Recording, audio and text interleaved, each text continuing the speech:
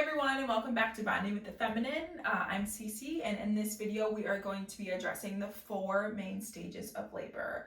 I took some time earlier this week to make a shorter video that specifically highlights transition, which is the 3rd stage of labor.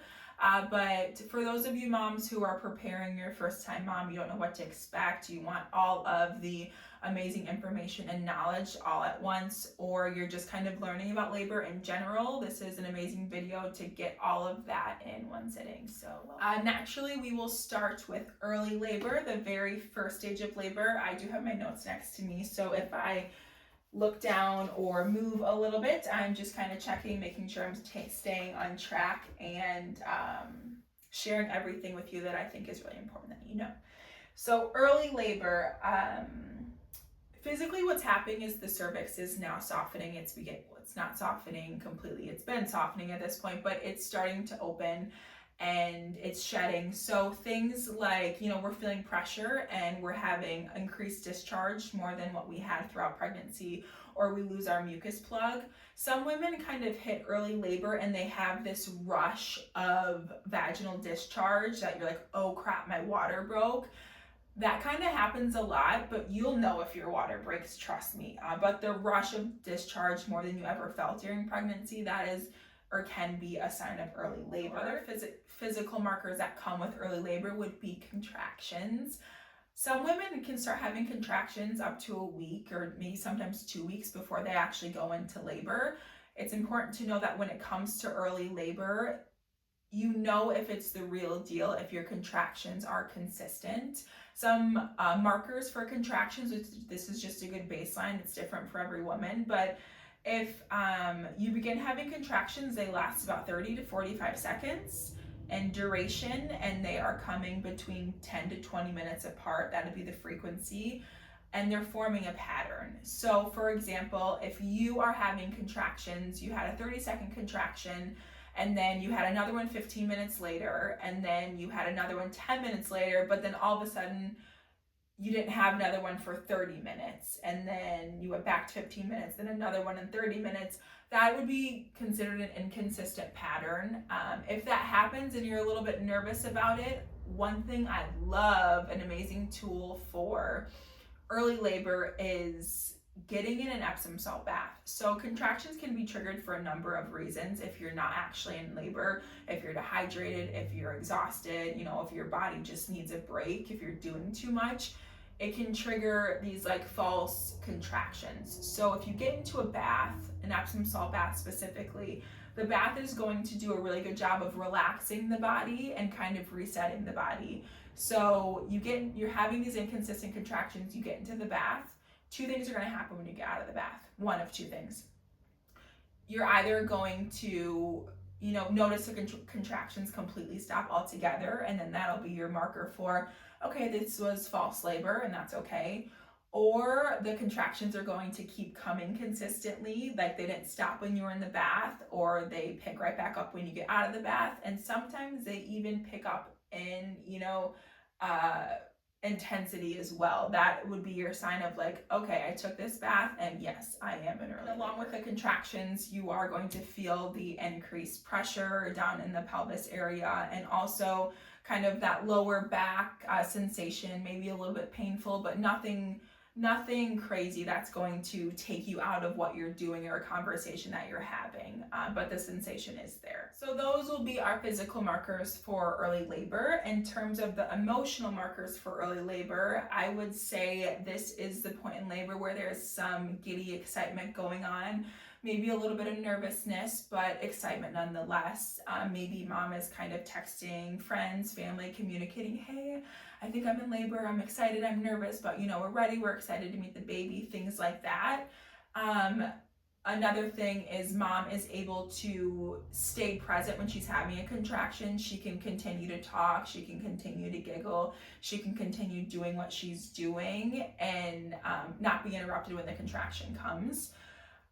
Some moms like to, nest on another level when they're in early labor. Maybe there's something that they wanted to make sure got done specifically before the baby got here, and they're gentle things. It's not like these are very rigorous activities because it's important how we conserve our energy in early labor.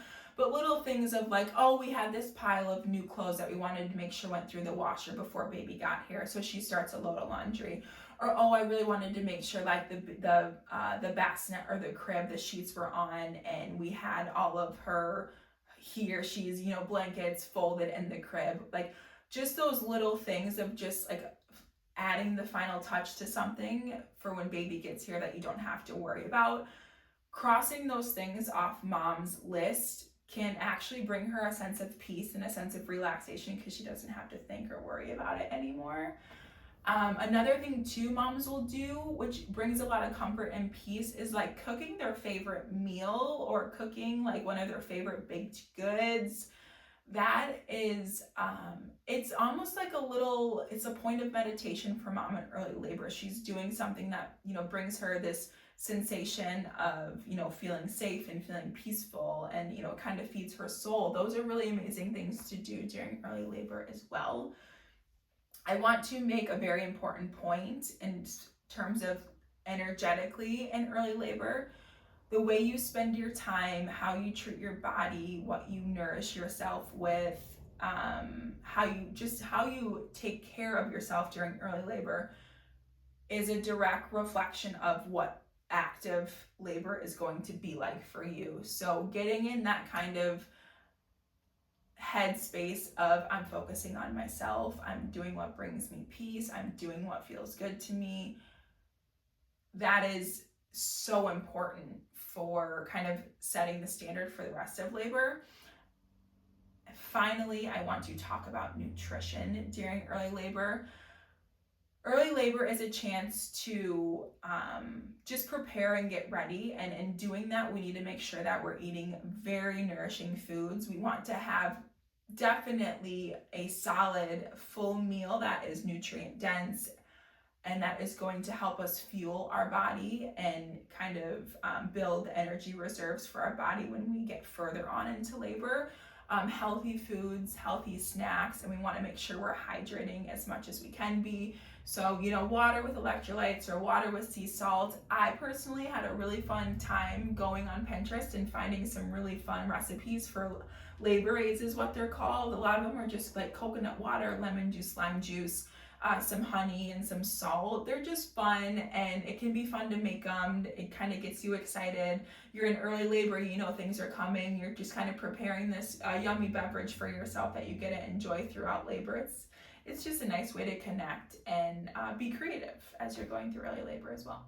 So early labor in a nutshell or in summary would be, so physically we're having, the contractions are forming a pattern. They're lasting between 30 to 45 seconds and they're coming between 10 to 20 minutes apart. We're feeling kind of some pressure, some low back sensations. That's normal. Our cervix is opening. Energetically, we are doing things that bring us a sense of peace. We're moving our body gently, whether we're going for a light walk or a light hike, or we're doing some light yoga, or maybe we're kind of bouncing on the ball. We're like opening our hips, but we're just doing movement that feels good on the body. We're happy, we're excited, we're feeling peaceful. We're also just still present in our life. We're present in our conversations.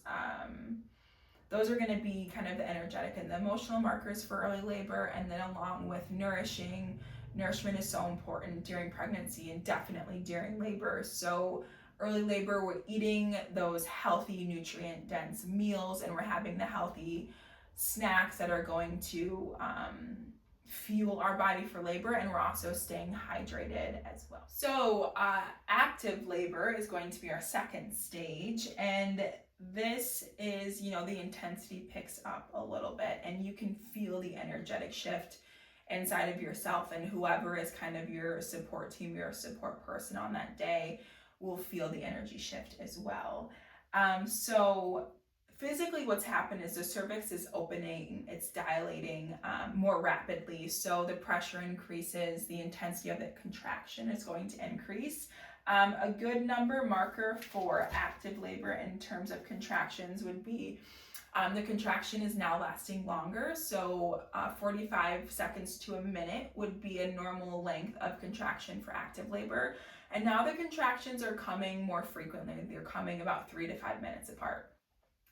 I would say that depending on where you're giving labor, if you haven't already transitioned to that place, being in active labor, the beginning of active labor is a good time to make that transition before, things really start to intensify. With the contractions comes a deeper sense of concentration and being inward in the body. So when you're having a contraction and you now have to kind of stop what you're doing or stop the conversation that you're having, and you are breathing through the contraction, you're closing your eyes, you're really concentrating on what's going on in your body, that is definitely a physical marker of being in active labor as well. Some other physical markers during active labor would just be this need to move your body in an intuitive way. A lot of swaying happens in active labor. I remember just like swaying my hips back and forth. The need or the want to crouch, just kind of crouching, it opens up your hips and your pelvis naturally, or like a hands and knees position, and just kind of moving, kind of circling the hips around, just this intuitive movement of like, I need to move my body, I need to open my hips. That is definitely an active labor thing. I will take the time to link just some really supportive body positions to get into, or poses to get into while you're in active labor, to just encourage the opening up the hips and encourage the baby to move downward. During active labor, mom is going to shift energetically completely and just be 100% inward. She is focused on herself. She's focused on what she's feeling in her body 110%. So it's important for that support person or support team to minimize distractions. The phone doesn't need to be around. Extra noise doesn't need to be there unless, mom wants that extra noise. She wants the music. She wants the soft kind of background noise. But whoever doesn't need to be in the room needs to be out of the room, kind of just creating that space and environment where mom can just stay inward and stay concentrated on herself during the contractions.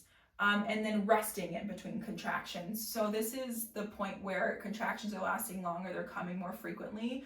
But when transition does hit, contractions last longer and they come faster. So in active labor, we have the contraction, we want to rest between one contraction to another. And that may just be like putting your head back, closing your eyes, or just like gentle massages on the body, whatever it may be, just kind of resetting your energy for the next contraction to come. Ways to kind of support mom with her contractions during active labor, depending on mom and what she wants, what she prefers. If mom is kind of like, don't touch me, I'm uncomfortable, don't even think about it, words of affirmation are huge for active labor, and it's as simple as just making eye contact and letting her know, you are so strong right now, you are doing amazing right now, you've got this, breathe. One very, very important responsibility of the support person in the room or support team in the room, reminding mom to breathe. A lot of moms practice their breath leading up to labor, kind of getting in this meditative state and breathing through a contraction. But when you're actually in it, it's very easy to get pulled out of that meditative or deep concentrative state because you are uncomfortable. So if you can have somebody reminding you like, hey, let's come back to our breath. Hey, let's come back to our breath. And there are very specific, very supportive breathing techniques that we can also link in this video as well, that we can practice before labor so you're familiar with them. And then when it comes time to it, you can remember or be reminded to come back to those specific breaths that bring you back into So those would be the physical markers, the emotional or energetic markers that come with active labor. They are, contractions are picking up, they're more intense, they're coming more frequently, they're lasting longer. Mom's more inward, she's more concentrated on herself. She's now in her own world, I would say, and we're supporting her by words of affirmation. We're gently touching her if that feels good, rubbing her back, maybe massaging her low back. There is also a lot of really helpful hands-on support a support person can give mom while she's in labor, and we can link those in the comments as well for this video. I want to hit on nutrition for active labor lastly, which is so important. So I mentioned early labor, how it's important to make really good nutrition decisions in terms of the meal that you're eating and the snacks that you're having and the hydration that you're consuming. Same goes for active labor, except you're not going to want to eat a full meal when you're in active labor. Some of us might not even want to eat at all, but it is important that we have snacks packed that we can tolerate during active labor, because our body is doing some major, huge, incredible work, and we need to still support our body. Even though, our main focus is birthing the baby, our body still needs support too. So packing snacks that you know and love to take with you, and they're very simple things like mixed nuts or nut butter if you are a vegan or vegetarian and you need a protein source. If not, beef jerky, beef sticks are amazing. Dried fruit is really good, or just fruit in general. Homemade popsicles, or just popsicles with really wholesome ingredients, are super good to have during active labor, because kind of the thought of eating might not be amazing for you, but having a popsicle that has some really good stuff in it, of just cooling down the mouth, rehydrating the mouth, and giving your body the nutrients that it needs in that time.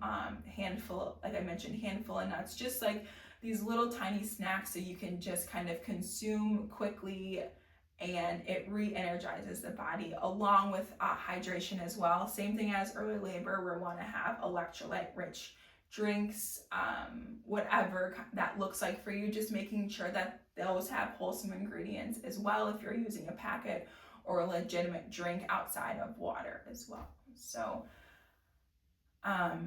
another thing with the support person on nutrition during active labor, reminding you, hey, we need to take a drink. Hey, we need to, let's have these nuts before or in between these two contractions, just to kind of give you a little something to kind of, bring your energy back or give your body the boost that it needs. So now we move on to transition. Transition is the third stage of labor. I would argue that it may be one of the most challenging stages of labor. It is, what's happening physically is the cervix is just about fully dilated. We're getting ready to push, and the cervix is basically fully open, or almost fully open. And at this point, the contractions are now lasting over a minute. They're lasting around 90 seconds, maybe a little bit longer, a little bit less, depending on the mom, and they're coming way more frequently. They're, instead of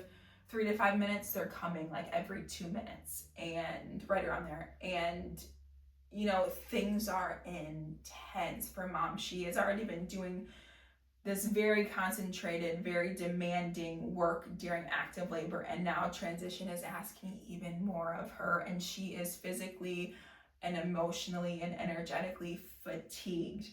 A lot of times transition can feel like kind of a mental breakdown for a lot of women, and I will say, with as vulnerable as the body is at this point, and as vulnerable as the mind and the emotions are at this point, it is so normal, and I would almost argue necessary, for mom to have that. With how vulnerable mom is during transition, there are a lot of kind of emotions or fears that may come up, because she no longer has the energy to kind of hold them inside, or they need to come out, whether it's a fear from pregnancy or fear of becoming mom, or there's maybe some kind of emotional rockiness that's going on within like her and her partner's relationship at that point, or maybe it might be some trauma from when she was little growing up, whatever it may be.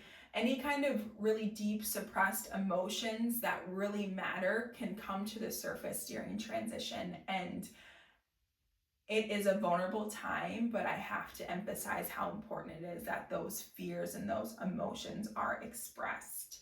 And the shorter video that I did specifically focusing on transition, which I highly recommend you popping over and watching after you're done with this video, because transition is a very trying part of labor, and if you know how to support yourself during transition, or if you can educate your support person or team on how to support you during transition, it can make a world of a difference. My personal story with transition was just being very, very fatigued mentally and physically, and being very worn down. During transition, mom a lot expresses the desire to quit. I don't want to do this. I'm done. I can't do this. The self-doubt takes over. I'm not good enough. I'm not going to make it through. It just this very doubtful self-talk comes out. And I myself experienced that, or like, I don't want to do this. I can't do this. And right there is when it's right before the breakthrough happens, and you allow mom to express that. Let her say that, let her get it out. And right there is when, for myself, my midwife looked at me and she was like, what's wrong? What are you holding in? And at that point, I just started sobbing, and I had to let it out. And I just said, I'm scared I'm not going to be a good mom. I'm scared I'm not going to be able to give my daughter everything that she needs. And I was sobbing, and I was expressing just this fear surrounding motherhood that I think so many moms have. And just by letting it out, saying it, articulating it, and crying. So I'm having that, that physical release of the emotion, and then I'm having just the tears come out, releasing whatever energy that was attached to that emotion. And crying is a way to regulate the nervous system. So all three of those things were happening at the same time. And my midwife looked at me and she told me, she said, you are so strong. You are doing this. You've already been doing it. You're not going to quit because you're almost to the end. And she told me, she said, the fact that you are even having this thought or having this fear about not being able to give your child everything that she needs before she's even earthside shows me that you are already an amazing mom. So having that emotional support being given right back to me after this very vulnerable emotional moment allowed me to relax after all of it. And after I had that moment of just despair, and then I was supported through it, I laid back in the birthing tub and I put my head back, and my ears were underneath the water, and I heard this huge pop, and I felt this pressure on my pelvis, and my water had broke. And till this day, I believe that because I let the fear come up, or I didn't have a choice, the fear came up, but I expressed the fear and I let it out and I moved through it, that made that progressed the labor, that kind of sped up the labor. But naturally, that is transition in itself. It's a very hard time. It's a trying time physically and mentally, and there are just things that you have to work through emotionally as you're coming into transition. Besides the emotional part of transition, there are physical markers to go along with transition as well, aside from just the intense contractions that are happening. A lot of women will experience like shaking or trembling. The body, the body is gonna shake like you've never seen before, and that can kind of freak some women out. That's normally normal. It's your body's way of doing some sort of detox, whether you're detoxing hormones or you're detoxing energy that doesn't serve you in that moment. That is normal, along with nausea and vomiting. Vomiting is a defense mechanism for our bodies to get something out, get a toxin out that doesn't belong there, that does not serve us. So vomiting it's normal because your body is so vulnerable during labor, and birth is almost like a purification process. So right before we push the baby, we're gonna get out what does not need to be in this body. So vomiting is normal to go along with the trembling in terms of physical markers during transition. Transition is so important it's important for me, for moms to understand what's happening and that this is going to happen, because the way you move through transition is going to make the pushing stage easier, in my opinion, or it can make the pushing stage easier. And I want women to know, or I want the support person or support team to know what's happening when it's happening. So kind of mom isn't freaked out, or so support person isn't freaked out, or even support person can be like, listen, I know you're feeling absolutely I know you're feeling out of body right now. I know you're having a very hard time mentally. I know you're going through a lot physically, but right now we're in transition. We're so close to pushing this baby out. You got this. You're strong enough. You know, you can do it. You're doing it. We're going to get through it. Just a reminder of like, what I'm feeling is normal. What's happening to me is normal. It may be very, very uncomfortable, but this happens to every mom who's going through labor. I think that is so important, and that's why I emphasize transition so much, and just educating on transition and preparing for transition. So a lot of times it is necessary for a pregnant mom who's preparing for labor to, you know, work on her emotional well-being leading up to labor, because maybe there are some deep-rooted things that need to get sorted out between her and herself, or between her and her partner. And if we can work through those before we get to labor, maybe we're in transition, and that transition breakdown is a little less harsh or a little less heavy than what it would be if we hadn't work through those emotions through labor. And that is something separate at that bonding with the feminine we will educate on, and that we will open up opportunities to work through those kind of emotions during pregnancy. But it is nonetheless a very big reason as to why I emphasize transition so much. In conclusion with transition, so physically the cervix is almost fully dilated. We're getting ready to push. We are experiencing shakes or trembles. We are nauseous. We're vomiting. Contractions have really picked up. They're lasting about 90 seconds, and they're coming every like 2 to 3 minutes. So they're lasting longer. They're coming more frequently. It is intense. We are doing very physically and mentally demanding work right now in active labor.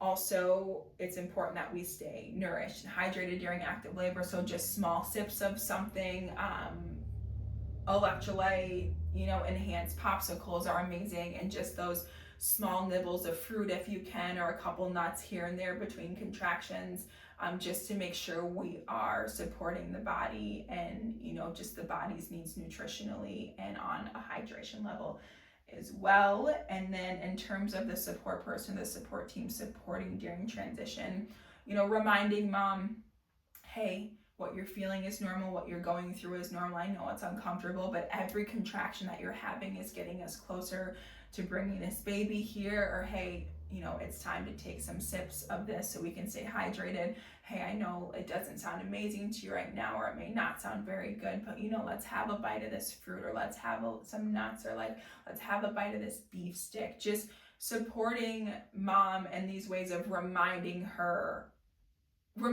she's safe, and reminding her she's still like here on earth and she's still a human being. Because when you're in active labor, your brain is in a completely different realm where it's supposed to be, but having that support person kind of reground you and remind you like, hey, you're here, I'm here with you, we're doing this together, we're working through it. So that is transition. And once again, I want to emphasize heading over and watching our shorter video that specifically focuses on transition, just to kind of help further that education and boost the confidence. Now moving on to pushing. So we get through transition and we start, it's time to push. I want to kind of piggyback off of the end of the transition segment and say that increased rectal pressure is present during transition once you are kind of getting into the pushing phase as well. There's this, and I might have mentioned it, but just this need to, like, you feel like you're going to poop yourself essentially, or you just really have to go poop. You feel like you have to go poop frequently, or like if you push, you're going to poop. That is so normal. And when we educate, there will be separate stuff, but educating on effective pushing, you will hear, you know, push through your bottom, or push like you are going to poop, instead of always like pushing with your entire abdomen. You want to push into your bottom. So the increased rectal pressure is normal when we're moving through transition and getting into the pushing phase, which pushing is our fourth and final stage of labor. Excuse me. And with pushing comes this renewed sense of energy, or renewed sense of purpose. So a lot of times you have transition, which is really hard mentally, and there's an emotional breakdown, and then mom bounces back from that, and pushing begins this. She's refocused, she's re-energized, she's reconcentrated, she's very purposeful in labor. She's back, she's back in her body, and she's back in her power at this moment. And since the cervix is fully dilated and there's that increased rectal pressure, mommy's going to get to a point where she wants to push, or pushing is going to feel relieving to her. Now, right here, I want to make a very important point that if you let your body do it, your body will push first. You'll get this sensation, and you'll hear when you're going through a contraction, at the end of the contraction, there's going to be this grunting noise coming from mom, like, the sound coming at the end of a contraction, and that is a good sign for the people around to be like, oh, she's grunting. The body is naturally pushing with this contraction. This would be a good time for mom to now start pushing. I want to emphasize that when you are in labor, obviously having a labor without any kind of intervention, including an epidural, is beneficial, but everybody is different. And some women choose to have the epidural and they do it for their own benefit, and we can get into that later. But if you are able to get to this stage without an epidural so far, you are putting yourself at more of an advantage in terms of pushing effectively, because you can still feel everything that's going on below the hips, and you will feel your body's urge to start pushing, or you will feel your body pushing before you even think about it. And then once your body starts, you can join in with it. So now your baby's descending, your uterus is pushing the baby out. Your body's doing all of this work without you even having to think about it. But now you're feeling what's going on, and you can support your body even more by making the conscious decision to start pushing. And with this, allowing your uterus to push first before you do, you're working with your body in a way where you are reserving your energy, and that will really benefit you, because a lot of women who are told to push and when to push, or if they have an epidural and they can't feel it and somebody's just telling them when to push, the timing may be off. And if you're pushing at the wrong time for an extended period of time, your uterus is going to get very fatigued, the body's going to get tired, and it might, prolong the pushing phase. So this is very sensitive for women, and I do not judge women who get epidurals, because there is a time and place for sure. Every woman is different. But if you can get through labor without an epidural and get to the point of pushing without an epidural, you are setting yourself up for success. In my physical markers for transition would be crowning. Obviously, if baby's head is there, we're seeing it, we're crowning, cervix is open, cervix is dilating, and if we haven't started pushing, now is a good time. That's another physical one to pay attention to. Just check my notes here quick, see if I missed anything. Oh, also intuitive movement increases. So we talked about kind of swaying and rocking and opening the hips during active labor. When you get to pushing, mom last second might be like, I need to get on my hands and knees, or I need to squat, or I need to be in this position like this, I have to do this. And a lot of women, they get told no, which is crazy. It's like, are you the one pushing out a baby right now? I don't think so. If that woman wants to change positions, let her change positions. Your body's going to ask you what it needs. And if your hips need to be more open, it's okay, she wants to get on her hands and knees, let's help her. She needs the bar to hold on to, let's let her squat. Whatever it is, there's this intuitive urge to just change positions. And a lot of times when mom switches into that position, that baby's coming out after a couple pushes, just because, maybe not, but it's gonna make pushing more effective, because she's listening to her body and she's giving her body what it needs to support in a nutshell. Energetically, there is a renewed sense of energy. There is a new sense of focus and concentration and determination. Mom is very purposeful with each contraction, and you can tell she's, she's taking charge. She's empowered in her body.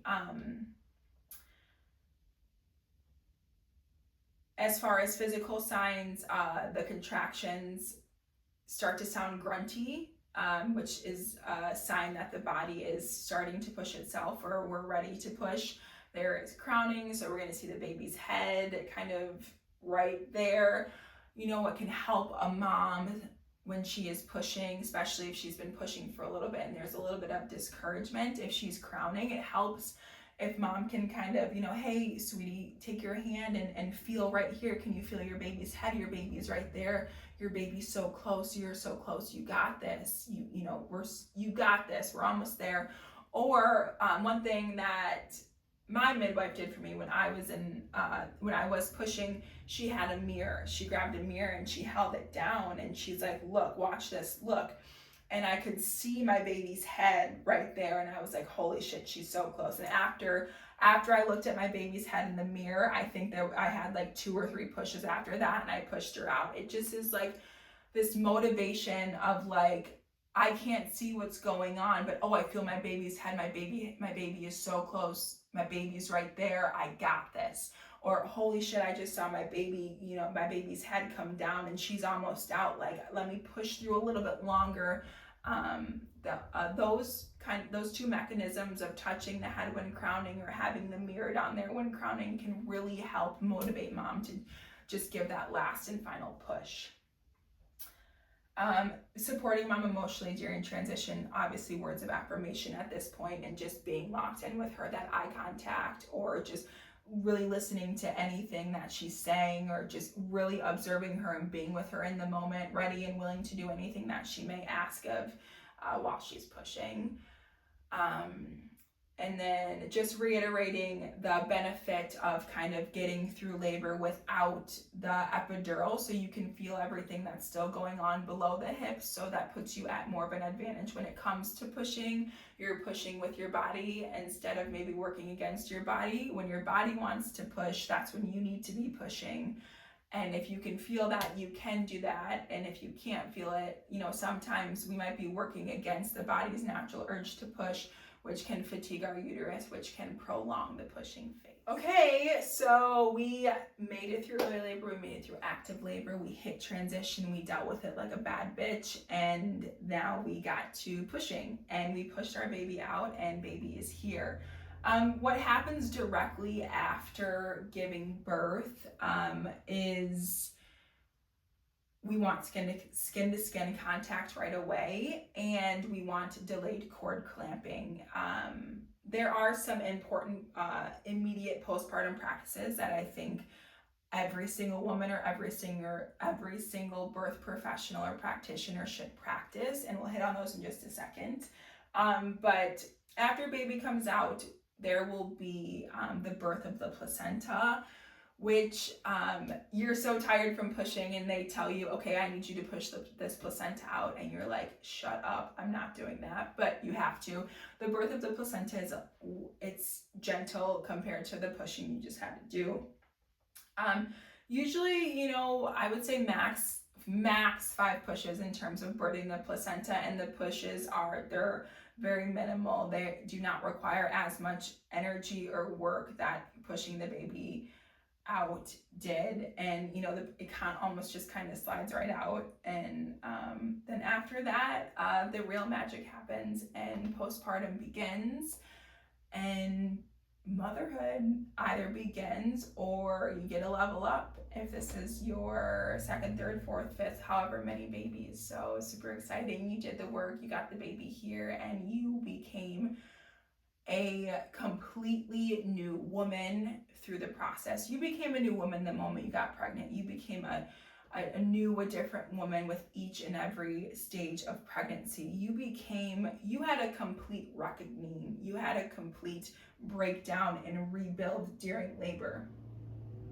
And being pregnant and birthing a child no matter the way that you birth the child, you are forever changed. You will never be the same woman that you were before. And there is so much pride and so much empowerment and so much beauty in that. Just knowing that you will never be the same and you're changed for forever, but you're changed in this incredibly elevating, beneficial, most amazing,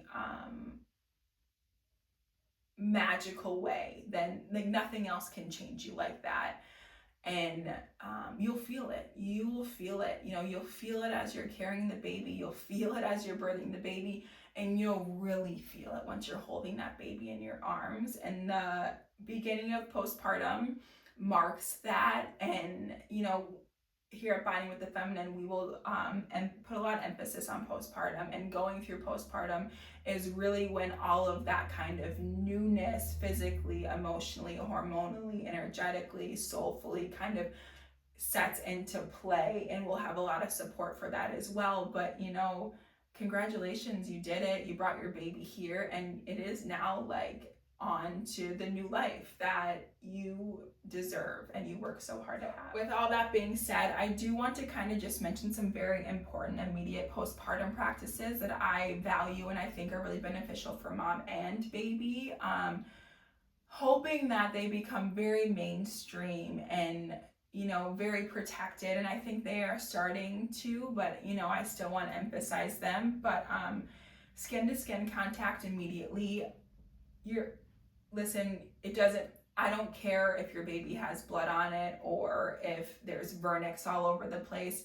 All of those fluids are there for a reason, and your baby doesn't need a bath as soon as your baby comes out of the womb. Your baby needs to be on your chest. You need to have that skin to skin contact immediately. And for some reason, if something happened to mom during labor or something happened right after mom during labor and she isn't available, that baby goes right to dad or the next closest support person. Skin to skin. Dad, take your shirt off, get the baby skin to skin. But most importantly, right to mom, skin to skin. That baby does not need a bath minutes after birth. I personally didn't bathe my baby, I think, for like 5 days after birth. If you have a early baby, it'll come out with more vernix or maybe more hair than what a full-term baby would. But all of that stuff, if you can leave it on your newborn as long as you can, it's really amazing for the skin and the microbiome to reabsorb it. That was my personal preference or personal decision. Every mom is different, but most importantly, do not worry about a bath of your baby for at least the first 2 hours after giving birth. The first 2 hours of postpartum should be uninterrupted skin to skin contact, very minimal distractions or interruptions. If you're in a birthing center, if you're in a hospital, it is just totally bonding time, letting the oxytocin flow and just, you know, connecting with this new human that you have. Another thing that's really important for baby and the transition from being in the womb and coming earthside would be delayed cord clamping. Now, I think most hospitals practice it at this point. They do delay the cord clamping, but not long enough, in my opinion. I think the most beneficial practice is delayed cord clamping until the umbilical cord stops pulsating, because the baby's umbilical cord is going to stay attached to the placenta. The placenta is what gave the baby all of its nutrients and all of its oxygen while it was in the womb. And even though the baby's born, that doesn't mean that if the umbilical cord is still attached to the baby and to the placenta, the baby is still, if there's blood still pumping through that umbilical cord, the baby is still receiving nutrients and oxygen. And there is an amazing amount of oxygen that the baby can still receive from the placenta even after being born. So delayed cord clamping as long as you can, minimally until the umbilical cord stops pulsating, until there's no blood in that umbilical cord. That's minimum. But if you want to keep it even longer, great, do it. If that's the case, look up Lotus Births. Some really good benefits for babies if you are wanting to go that route. But delayed cord clamping, minimal until that cord stops pulsating. And then lastly, highly encourage breastfeeding. I know that breastfeeding can be very sensitive for a lot of moms, and it's a learning curve and it's hard. So not every woman chooses to do that, or they can't do it for whatever reason. If that is your choice, or even if not, just the skin to skin, extended skin to skin contact for at least 2 hours uninterrupted. And at this point, if breastfeeding is your calling, the breast crawl comes into play, which is almost like magnificent to watch. Your baby comes out so intelligent with all of these survival skills that you wouldn't even believe, but one of them being, as soon as they're born, one thing they know how to do is to suck. They learn how to do that in the womb, and they can do that right when they're born. But your baby instinctively kind of just, it's the craziest thing. You put the baby on the belly or on the chest, and the baby will wiggle and move and find the nipple. That is called the breast crawl, and that absolutely should not be interrupted. And it's a magical thing. It's an amazing time for mom and baby to just kind of connect outside of the womb. It's beautiful. So that'll happen within the immediate skin to skin, that uninterrupted time. So those are very important practices that I think really kind of set the tone for the transition from womb into earth, and really allow mom and baby to connect on that actual physical earthside level versus baby being inside mom. The immediate skin to skin uninterrupted for 2 hours, along with the breast crawl and the delayed cord clamping as long as possible. Long video packed with a lot of information. Feel free to watch it back as many times as you need. Feel free to just watch different bits and pieces of it as many times as you need. I will break down each stage of labor, which I've started doing. I started with transition, and then I will break down all of the other stages along with postpartum and some, at least the important immediate postpartum practices that I like to emphasize. I'll break down all of those in specific and shorter videos here to come. Just so, you know, if you got one stage completely down and there's another stage you're kind of like confused or funky on, you can just go and watch that specific video and feel like more confident after just watching that one video. But just to kind of summarize, we did early labor, that kind of excitement phase, the being present, being at home, kind of nesting, nurturing yourself, and just taking things slowly, but kind of just, you know, that beginning stage of labor. And then we moved into active labor, which is that more intense contractions. The body's doing more work. Mom's more inward. And then into transition, which transition is very intense. Contractions are longer, they're coming closer together. Mom's exhausted. She's kind of gonna maybe have that emotional reckoning, or we're gonna have some uncomfortable or unfamiliar body markers, you know, the trembling, the nausea, the vomiting. That's gonna come with transition.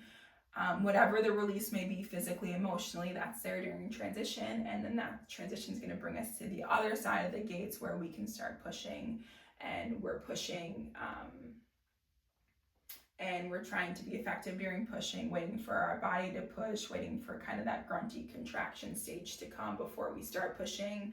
And we bear down and we bring our baby earthside. And then we have those very important immediate postpartum practices that, in my opinion, are non-negotiables when it comes to your birth plan. No matter where you're having your baby, birth center, hospital, most birth centers will absolutely, like, these are set in stone practices for them. Hospitals are getting there. They may practice them, but not to the extent that you want. That's fine. Just make sure you are very upfront and strict about, this is how I want this done, this is how long I want this done. So yeah, thank you for being here for the 4 main stages of labor video. Go check out our specific transition video, and keep an eye out for me to break down the other 3 stages along with our immediate postpartum practices after bringing your baby earthside. Thank you.